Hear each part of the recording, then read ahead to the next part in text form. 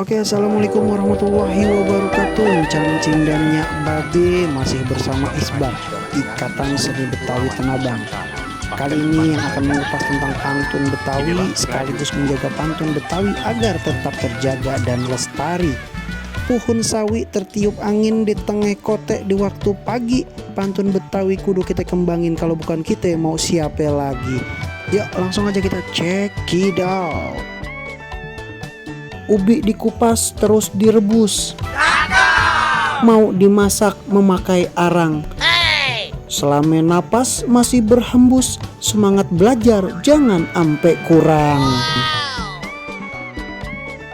Pohon mengkudu buahnya jarang, nggak enak dimakan karena belum matang.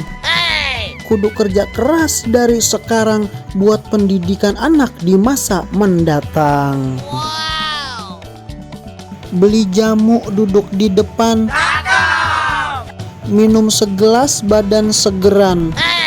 Ilmu memang jaminan masa depan, tapi kalau malas tetap jadi pengangguran.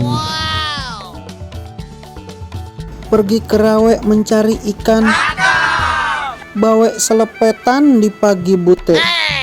Peran orang tua sangat diperlukan demi pendidikan anak kita.